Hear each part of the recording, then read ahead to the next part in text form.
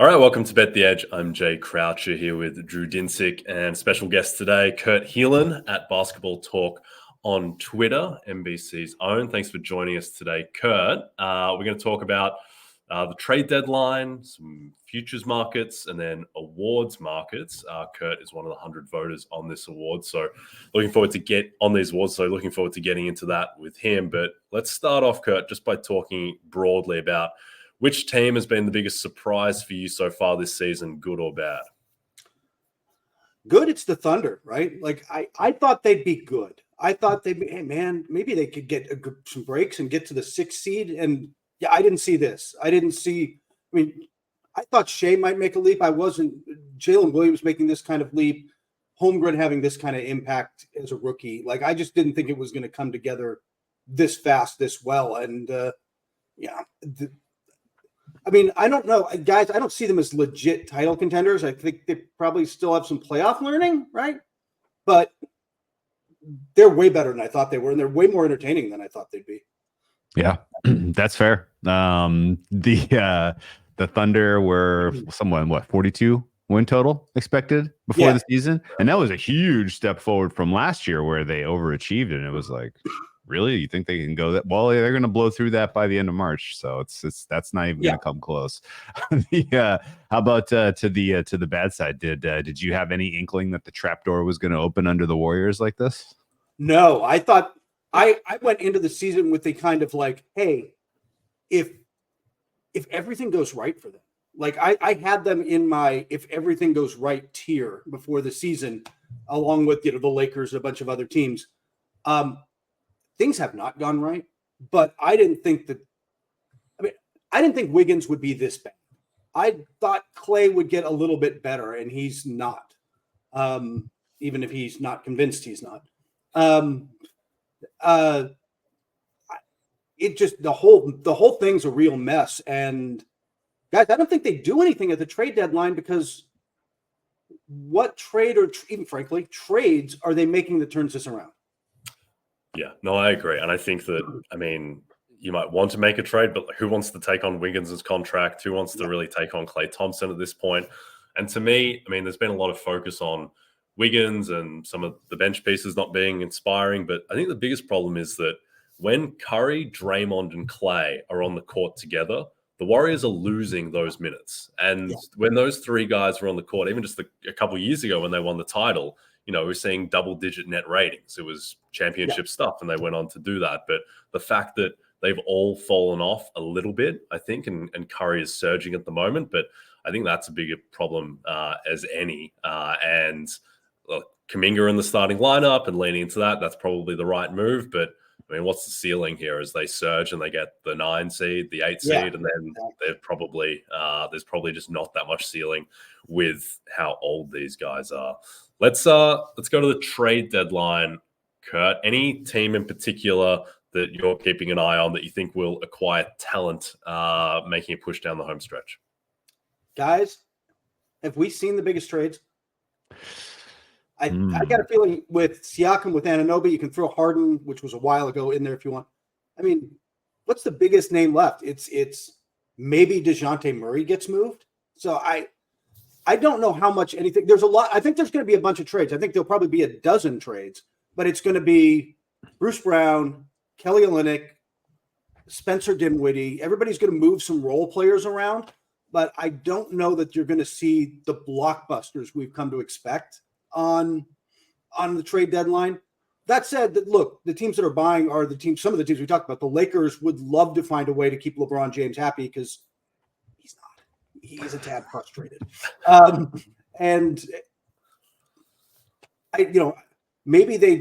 I honestly, they're kind of in the same boat as the Warriors to me. Like, all right, let's go get DeJounte Murray and have to give up.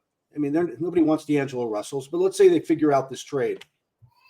How much better does that really make them? Like, where are they then? They're more threatening. They're capable of putting together short bursts. So I think they're going to try to make a move. The Knicks want to desperately would overstate it maybe, but the Knicks want to add a little more depth, a little more shooting. Another guy. Bruce Brown, guys, I'll ask you, doesn't Bruce Brown seem plug and play with the Knicks? Yes. Yes, he does.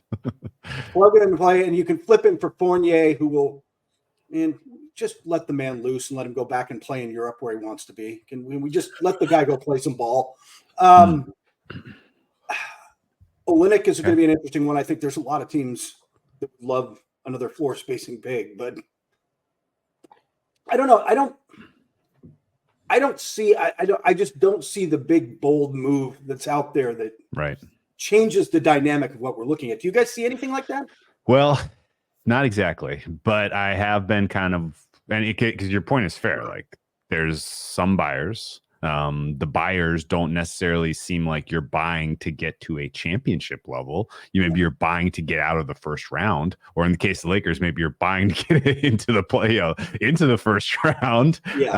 But there's definitely a lack of sellers. And that's surprising because I was kind of confused by all this because like the way that it seemed, the way that they structured the apron and the tax and all of this, it made it seem like having more in-season action was going to be likely, and it does feel like things are dried up right now, and it's surprising. The team that I was kind of the most interested in, if you've heard any rumors, anything behind the scenes, any cloak and dagger stuff, I'd be very interested in. But the Philadelphia 76ers are going to go through an interesting couple of weeks here where we know Embiid is dealing with a non-trivial injury. Maxi's dealing with a non-trivial injury. They can't really afford to slide into the 4, draw the Celtics in the second round of the playoffs and expect to do anything special this year. So I'm definitely curious if the Sixers have anything up their sleeves, especially because they dealt Harden, and at the time it was stated out loud by people in charge,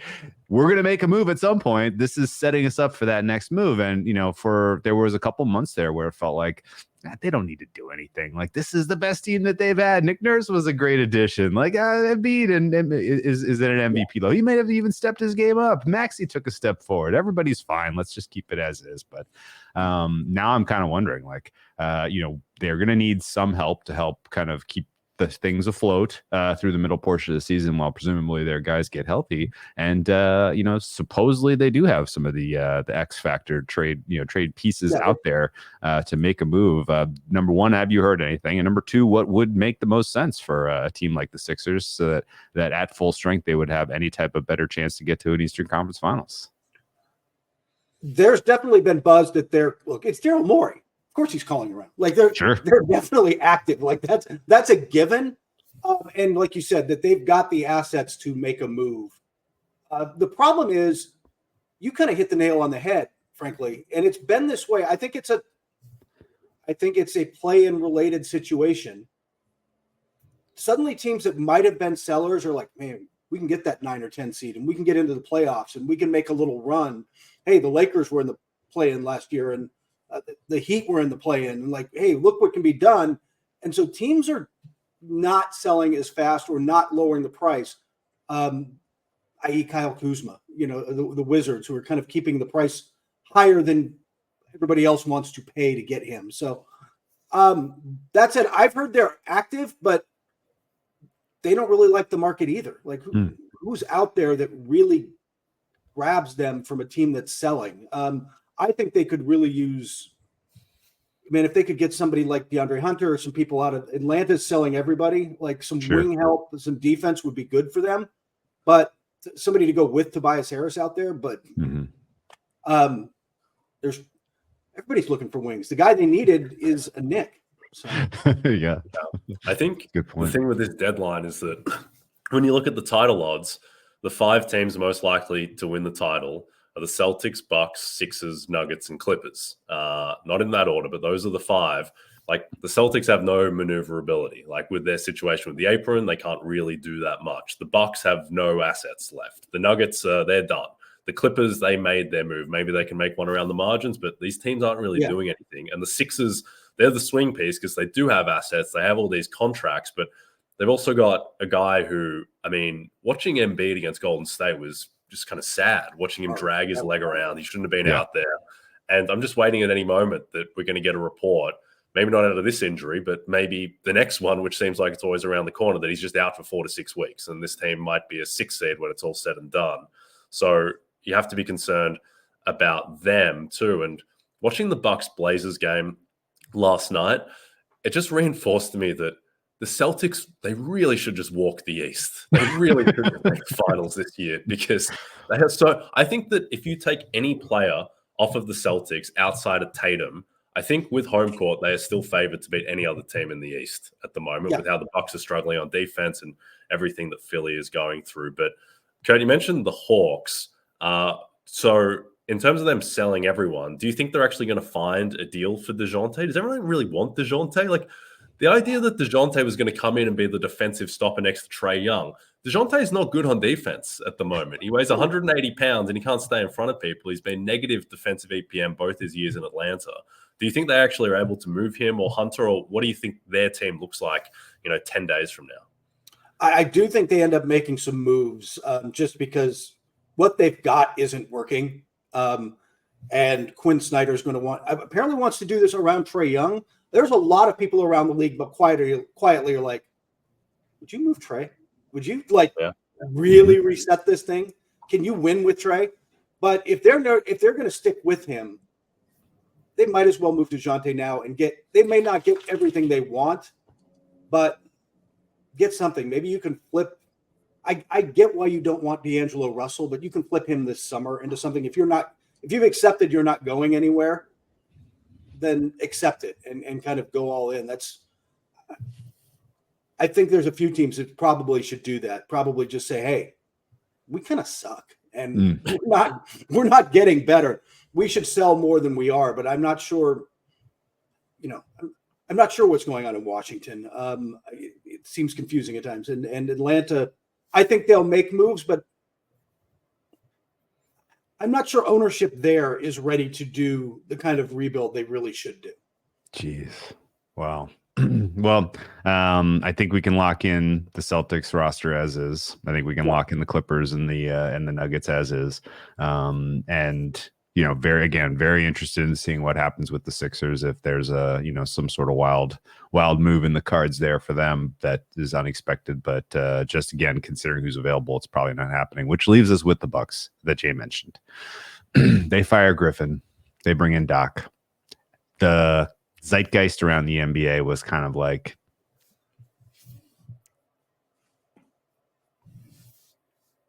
it had to happen. You're bringing in a guy who's at least lifted up the trophy before. He's got a pretty long record of playoff experience, if not lots of Game 7 success. But the kind of key at the moment, like our immediate reaction the day it happened, recording this pod, we were kind of like, you don't have a point of attack defender. Does changing coaches and scheme being fortified, does that really change much for them? Is there someone around the fringes who's maybe not like an obvious the standout difference maker, particularly on the offensive side of the ball, but it doesn't matter because he does shore up the point of attack defense for this Bucks team that could kind of level things at the top? Or is sort of the Bucks, are they made to go to war with who they've got and they're just going to have to win by scoring 130 in a given night? I think it's more who they've got. I think that Doc can clear up some of it. The transition defense will get better. It was horrible, and Doc's teams eschew. They don't want anything to do with offensive rebounding. They're all the way back on defense. He'll clean up some of that. He'll get some buy-in from them. But there's a lot of work to do there. They just, like Jay said, you watched them the other night against Portland, and it's like, this is a contender. This team's got a lot of steps to make before. It's the stupid mistakes of, hey, I know we're going to inbound the ball and then we're going to get back to Dame with a head of steam. Let's inbound the ball to our worst free throw shooter and watch him get fouled. They've got a lot of things that I think they need to clean up, and it's hard to believe that that's suddenly going to flip. I'm kind of with Jay. It's Boston, and I'll ask you guys this. Yeah, because I'm actually writing this. It'll be up when people are watching this. You can go to NBC Sports and see the story. Are the Knicks is there a path for Knicks to the Eastern Conference Finals right now? Oh, definitely. Like all of these teams, the 3 seed, the 3 seed. They're we're there. I think there's a path for the Cavs as well. Like the Cavs could absolutely beat the Bucks in a series, and I think the thing, Kurt, with the Bucks is that so statistically, you look at their lineup combinations when they have when they have their top 4 guys, when Lillard, Giannis, Brook, and Middleton, when they're all on the floor, they're amazing. Like they have, I think, like a plus 15 net rating. Yeah. But the problem is that whenever you split those guys up, and particularly when you split up Giannis and Brook, if you split up Giannis and Brook, there is just no path to defense because they need both of those guys on the floor. I think it's a little bit underrated. We'll talk about this with MVP. Like Giannis is having an incredible season. This is his best season in a few years. He's really revved it up on defense in particular, but there's just nothing there. Like Malik Beasley was played out of the Lakers rotation because of his defense, and now he's their wing stopper.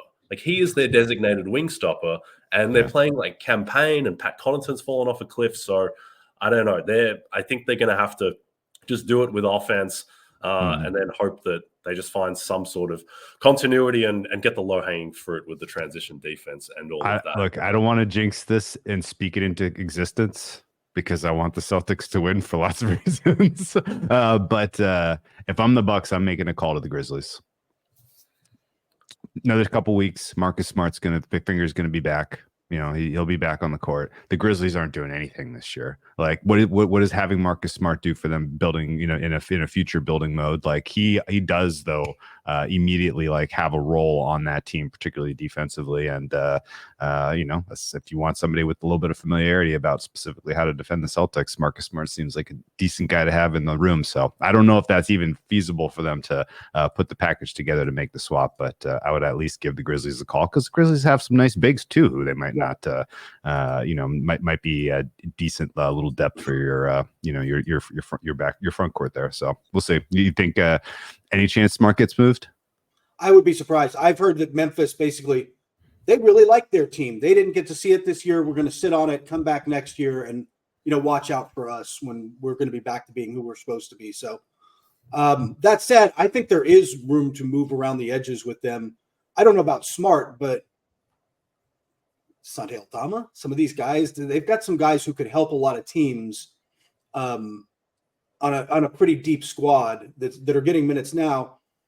You might be able to poach one of them for – look, they're about to get expensive, really expensive. And while their owner has quietly drifted up to the top of near the richest owners in the NBA list, they might want to trim some payroll just to stay, you know, with that second apron hanging out there and all the money Ja and Jared Jackson Jr. and everybody are going to make. So maybe you could poach some of them, but I've heard they're largely just kind of staying where they're at.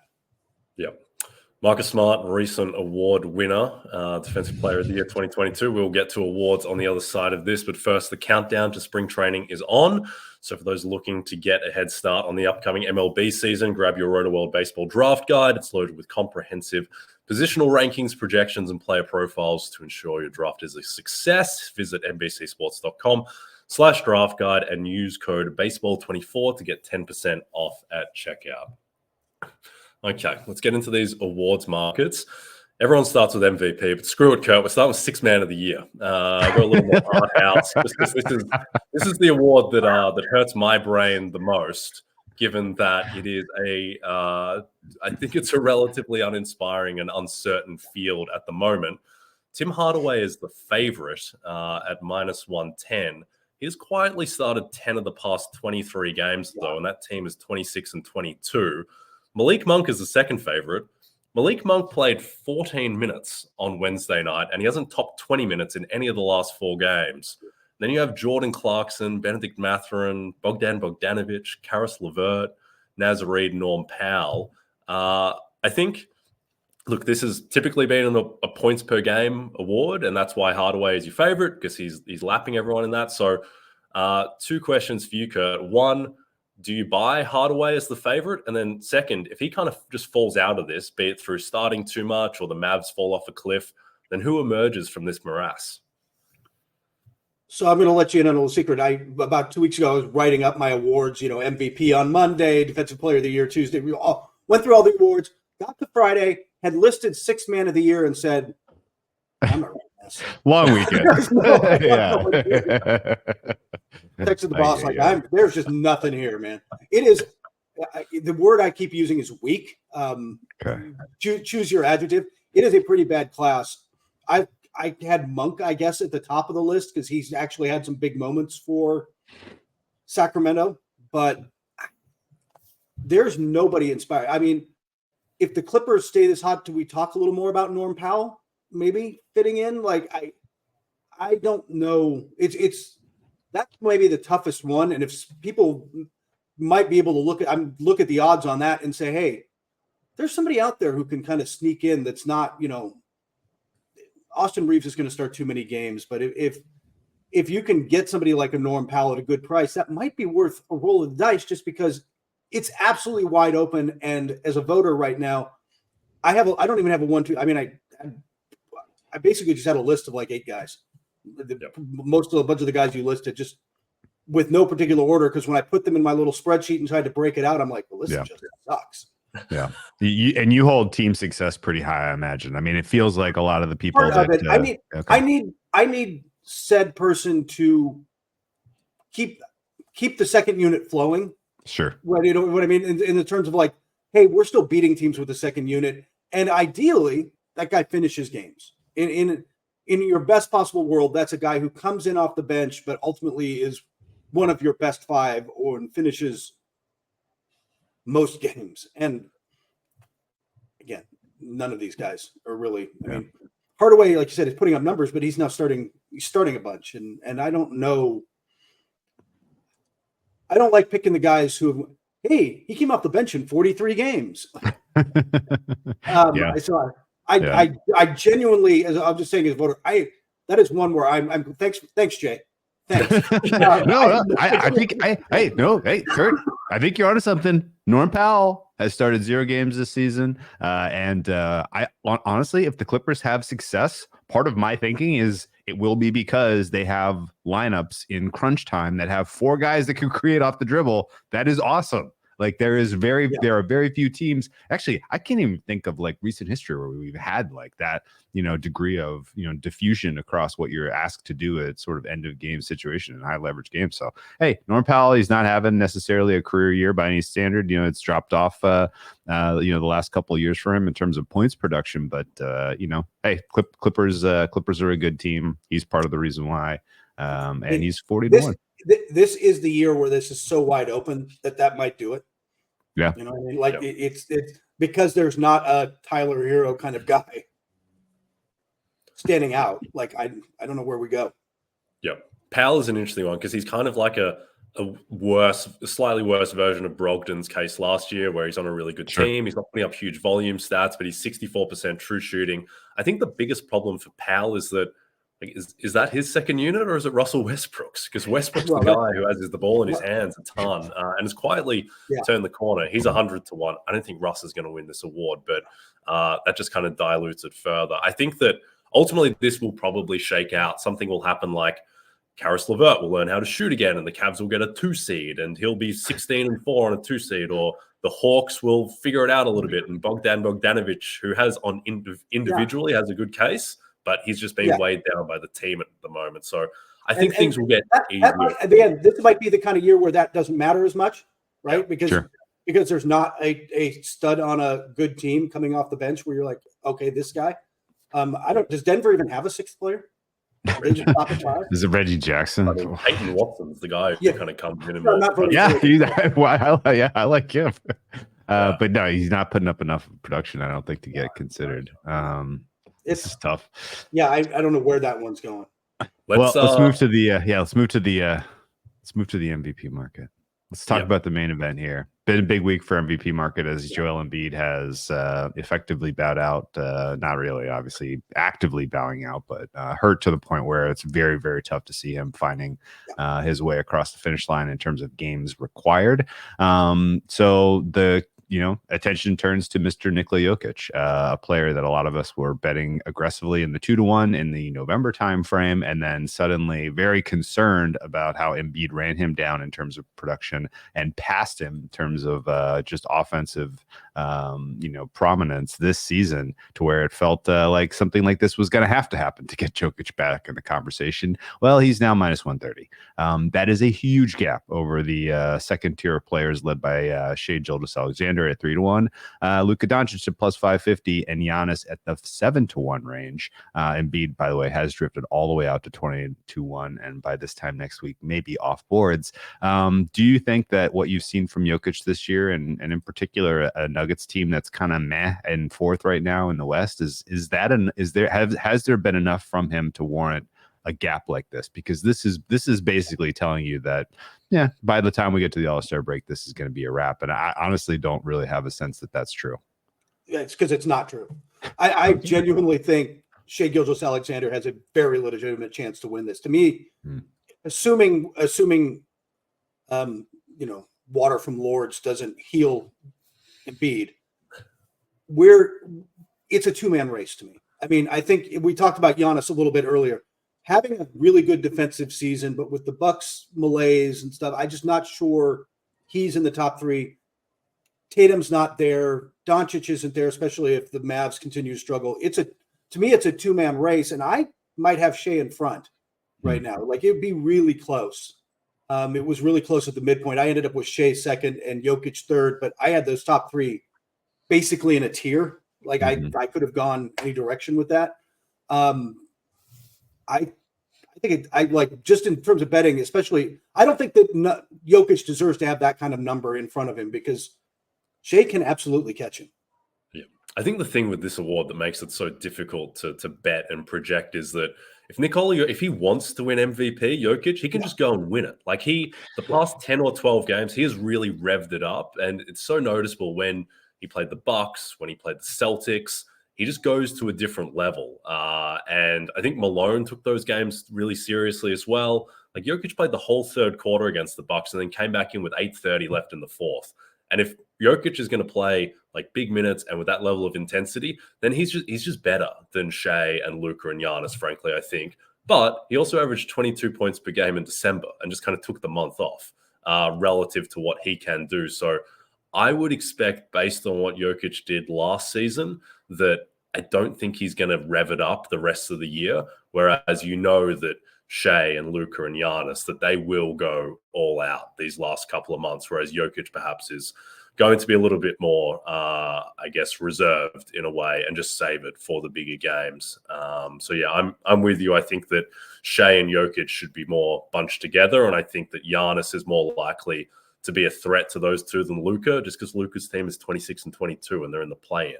And I think Giannis plays 8 national TV games between like February 25 and March 27. So if he has big explosions and the Bucks right themselves, then I think he gets in the mix. But I agree. I think that Jokic and Shai the Bucks have the toughest schedule remaining in the NBA. Like they have a brutal schedule the rest of the way. And you're right. He's on national TV a lot. He could flip the switch. I'm curious, by the way, with your thinking though. The Nuggets, like you said, they're fourth right now, right? As we speak. Like last year, they were 9 games out in front and took their foot off the gas, and that didn't help his MVP cause. They can't do that this year. I'm curious if they run through the tape a little bit more, just because they kind of have to. You guys are having this conversation literally in the shadow of him ducking SGA in Oklahoma City, so that he could play that third quarter. I mean, honestly, what was the thinking there? Like, more important game is OKC. Like, what? I don't know. I didn't get it. I think there's a rest spot thing there whereby missing that game, it's like he only has to play 2 games and they're both against Portland. Okay. They're both against the Blazers. So take both of those off, buddy. Yeah, I think that's a rest thing. But I agree, Kurt. Like Jokic, he's not going to duck DeAndre Ayton, man. No, that's a good point. I wouldn't have thought so. I agree. I think the one little underrated thing with Jokic is that a lot of his MVP production came without Michael Porter Jr. and Jamal Murray either being there or being 100%. I think when they're at full strength, he just doesn't score as much because those guys take up some of the scoring. So I think that's something that people haven't maybe thought about as much, but he clearly is good enough to win the award. It's just a matter of whether, he does go all out to do so. But I mean, you look at EPM right now, like Shai is lapping everyone. Like if you take out Embiid, by advanced stats, Shai is right there. Let's go to most improved player, always a very strange award, very subjective. Obviously, do you go, fringe all-star to star, or do you go kind of nobody to fringe all-star? So very much in the eye of the beholder. Tyrese Maxey is minus 225. He's been the favorite pretty much since the start of the season. Alperen Şengün has become entrenched as his main contender, at least in the market. And then you have Kobe White, Scotty Barnes, Jonathan Kuminga has been a bit of a mover in this market. Do you think that Tyrese warrants this level of favoritism, Kurt? And either way, do you think there is someone who can challenge him?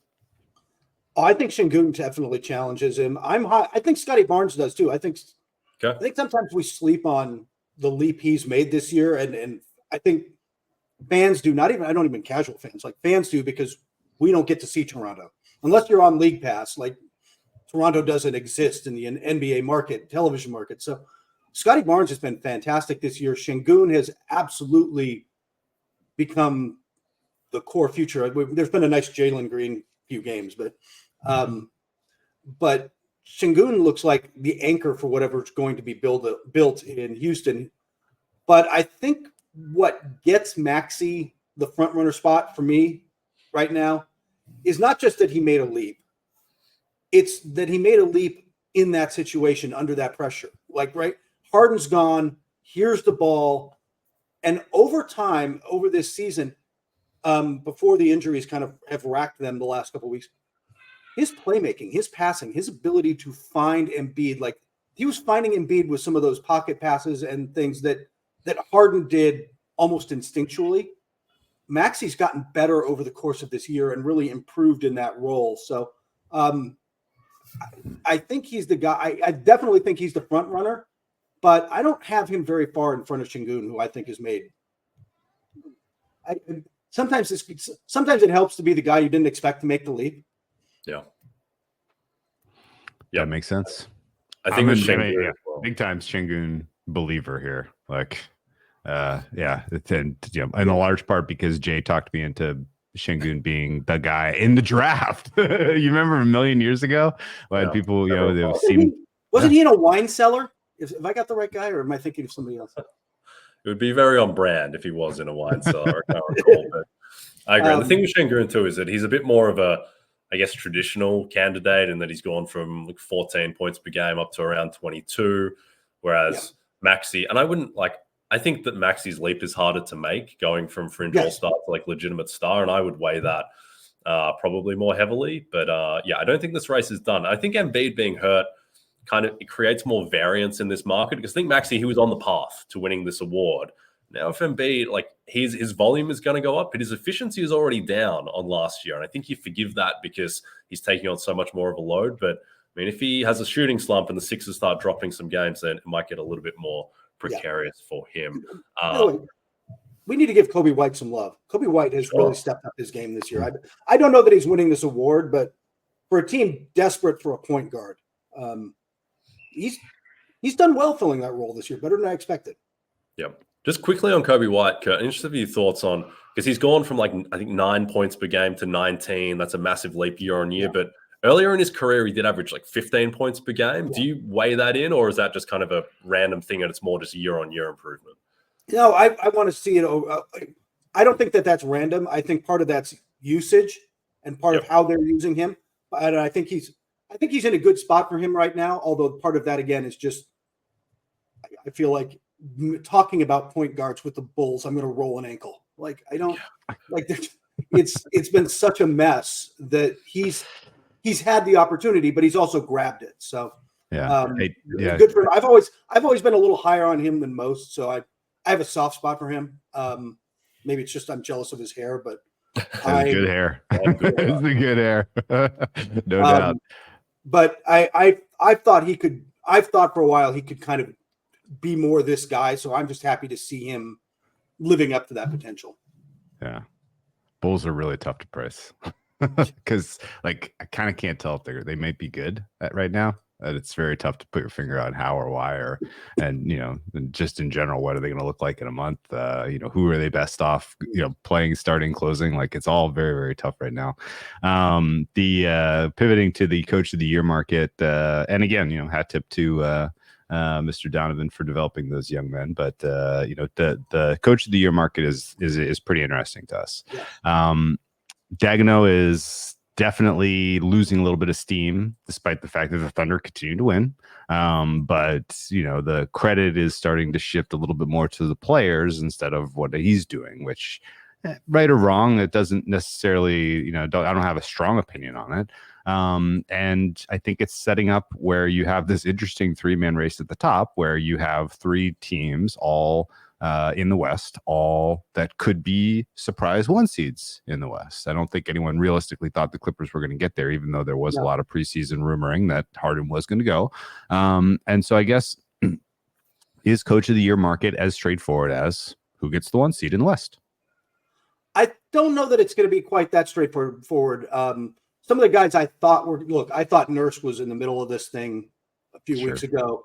And I frankly think him falling out is less him and more the injuries. Like, it's not like he's suddenly doing something different, but wins do matter here.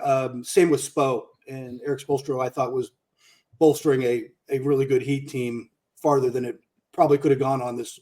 Look, they expected to have Dame. They didn't. They kept winning, but that's come back to earth a little.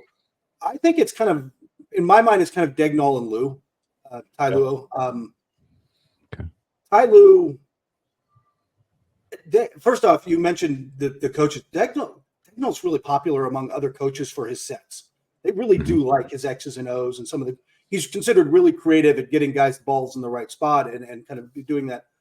Lue is a very good tactician, but I think his mastery this year and why he might be on top right now for me, I have them kind of in a coin flip, is watching him handle Harden coming in, which could have been massively disruptive. And then the Russell Westbrook situation where, there were 6 ugly games in there, but he let Westbrook figure out, I kind of need to be on the bench. Because if Westbrook's got to buy into that, and if it's top down, like even with you guys, I mean, when you're dealing with Adam, if Adam gives you an idea, it's a horrible idea. But if it's your idea, then it's a great idea. Now, Adam's never going to have you back on the show now. But, wow, Adam Wise copping strays. But in any job, when it's your idea, you become a little more invested. Yes. And it was always Phil Jackson's mastery at convincing guys what he wanted them to do was what they wanted to do. Yeah. I did that here. He waited it out until Russell Westbrook bopped in. And now, like you were saying earlier, Jay, he's a little up and down, night in and night out. Man, he brings energy. He just comes in. Russell Westbrook, if nothing else, has always played at 110 miles an hour, and that really works in a 6-man role. So I just think the way he's managed the personalities of this team and gotten, hey, Quad, we're not taking as many nights off. Hey, we're going to start doing it this way. It's worked. And I think that team management's, he deserves credit for that. Yeah, especially in the light of the fact that they crashed out of the playoffs ignominiously last year. That wasn't a very competitive effort from them in that Suns series, and ultimately, that's the kind of end of the season where you are disappointing and the players are kind of ready to move on, and he somehow has wrestled them back into we are now just as good as you reigning champions and a dark horse ish, not really, I guess a dark horse. I don't think they're second choice to win the West. Honestly, I don't think they're a dark horse. Yeah, I'm tempted right now. I mean, I don't have to obviously make playoff predictions for a while, sure. But I right now might pick the Clippers to come out of the West, and that scares me because I've got the scars from picking the Clippers in previous seasons. Like in the bubble when they had the Nuggets on the rope, but now they got Ty Lue instead of Doc Rivers, so everything's fixed. I've picked them a bunch of times. It's just hard. It's hard for me to say. I mean, outside of the Clipper, I don't know what the Clipper persona, the Clipper image. Beyond that, it's this is a team more potentially susceptible to injuries. And there's the James Harden in the playoffs thing. There are legitimate concerns about them in the postseason, but to get them to this point where we can legitimately have a discussion, like, could they beat the Nuggets, is way farther than I thought they'd be this year. Yep. No, absolutely. And I think the thing with Harden is that, like, he's never had to only be the third best guy. And I think on this team, that's all he needs. And to your point about Russ, I think Russ deserves a lot of credit for being the defensive player that he's become, because there were years where he was a liability on that end. And now he's a plus defensively. And yeah, I think with all these personalities, and also the fact that I would say like 95% of reaction to the Harden trade was negative. And the fact that Lou has flipped that on its head, where this team, everyone believes in the Clippers now, as they should. They've effectively been the best team in the NBA since that rough 6-game stretch to start. So no, I'm with you. And I think that it's kind of farcical that Lou is plus 900 and Dagnow's plus 130 and Finch is plus 220. Like, those guys should be bunched together. To me, by the way, Finch should be in the discussion. And you know who we've kind of not discussed, but at least is in consideration for my ballot right now, is Jamal Mosley. The job he's done in Orlando. They've stumbled a little more of late, but he's building something there and developing guys like Banchero and Suggs. This defensive first system that I think Orlando's on the right track, and he should get a lot of credit for that. Yep, no, absolutely. I think, and also, like, if the Cavs get a 2 seed with all these injuries, Bickerstaff might edge into the conversation a little bit. Joe Mazzulla just doesn't get the credit. But I mean, if the Celtics win like 66 games or something, like, he's probably going to be at least in the mix to finish on ballots. But I agree. I think ultimately it will be Dagnow or Lou, with Finch also in the mix.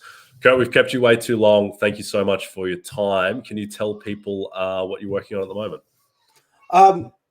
Well, as you mentioned, as we discussed at the top, there may be some trade stuff coming up. I will be knee-deep in trade talk at NBCSports.com for the next week. But also, as I mentioned earlier, story out now on, hey, man, I think the Knicks can make a run. And we didn't even get into the discussion of, like, can Jalen Brunson really be Jimmy Butler?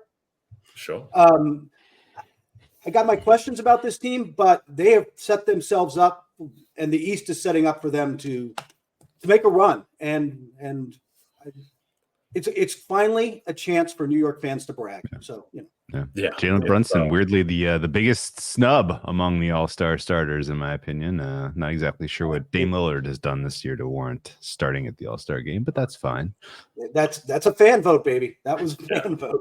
I can't have that. I was in the Garden, Kurt, last Saturday for Knicks Heat, and in person in particular, Brunson is just mesmerizing. The word I use to describe him is his driving is arrhythmic. Like, you cannot project what he's going to do. Like, just his movements and his soft touch from everywhere.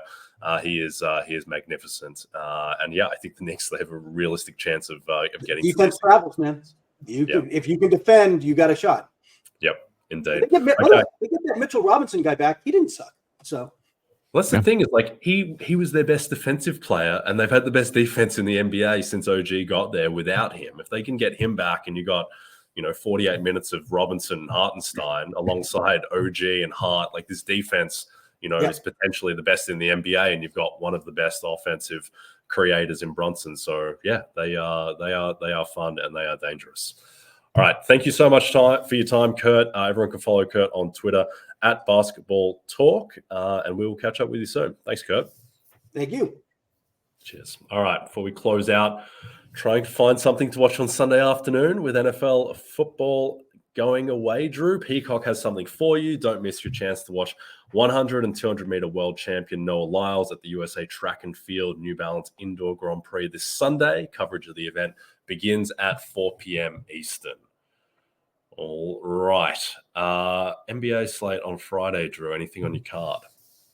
It's a weird one. No clear standout spots except for the Kings having a pretty massive rest advantage over the Pacers. Pacers are playing Thursday night at New York. Then they go home and host the Kings. Weird that you rarely see teams that are home at this type of a disadvantage, but the Pacers are. So going to be looking for an opportunity to get involved with the Kings in some way, shape, or form. But it depends on how the market manifests there. Decent advantage for Toronto at Houston. Decent advantage for Golden State Warriors at Memphis. That one's probably the most interesting because Memphis is hosting Cleveland on Thursday night, and they are massively injured. Like, I really don't know how those guys are going to be able to play the minutes that they are playing on Thursday and then get back up and could go to war with a Warriors team that's figuring some things out. So Golden State's going to be a pretty hot side against Memphis, I would say. So the three that really stand out are three roadies. A couple might be favorites, but Golden State Warriors, the Sacramento Kings, and the Toronto Raptors. Okay, there you go. And next time everyone hears us, Drew and I will be in Las Vegas on Radio Row, hijacking Mike Florio's set, I believe, which will be a lot of fun. So we'll have shows lined up all week there. We'll do a live watch along to the NFL awards. And if Joe Flacco wins Comeback Player of the Year, we'll end the broadcast. And I will never be seen again. I will just lose myself into the Vegas inferno as Hunter S. Thompson did once upon a time in the 1970s. What are you looking most forward to in Vegas, Drew? What's the award show broadcast? Period.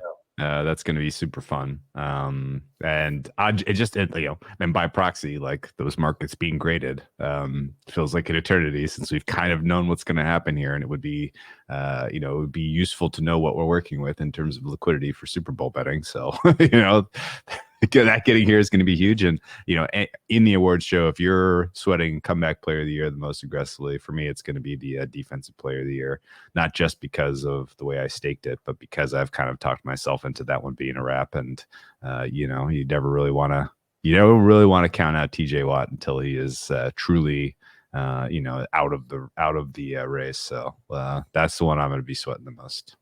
Yeah, I think we'll break all of these down when we do the watch along, which will be on the NBC Sports YouTube channel at 9 p.m. Eastern next Thursday night. But I think that the awards that are still somewhat in doubt, like Defensive Player of the Year, Defensive Rookie of the Year, Coach of the Year, Comeback Player of the Year. Like, I think the chalk choices for all of those are like 95 to 99%. Like, I think they're almost done, but sometimes, not to be too macabre, but sometimes you just have to see the tombstone, You just have to see these, you have to see the threats buried. And the last two times I've been at the Super Bowl, Drew, 2 years ago, I had a big position on Jonathan Taylor to win Offensive Player of the Year. And that morning in the hotel lobby, bumped into Jonathan Taylor. And then he lost. And then last year, I think we both needed Kyle Shanahan to win Coach of the Year. And then Brian Daboll beats him by, I think, 3 votes. And then, as I've talked about before, my plane ride home the next morning, sitting next to Brian Daboll. So I look forward to Kevin Stefanski hitting me over the head with a baseball bat in Las Vegas as my next awards show encounter. But no, that'll be a lot of fun Thursday night. Hopefully, it'll be a lot of fun after if we can celebrate and TJ Watt doesn't surface and others. But that'll be great. Okay, we are done. No show on Monday next week as we'll be traveling to Vegas, but we'll have episodes Tuesday through Saturday from Radio Row at the Super Bowl. In the meantime, don't forget to check out NBCSports.com for more information to help you with your wagers. Thanks to those of you watching on the NBC Sports YouTube channel. If you're listening to us in podcast form, don't forget to rate and subscribe. Also a reminder to find all your favorite NBC Sports shows on Amazon Music. Just head to amazon.com/NBC Sports. From Jay Croucher and Drew Dinsick. Thanks again to Kurt Helin for joining us. Good luck, everyone, with your bets, and we will see you in Las Vegas.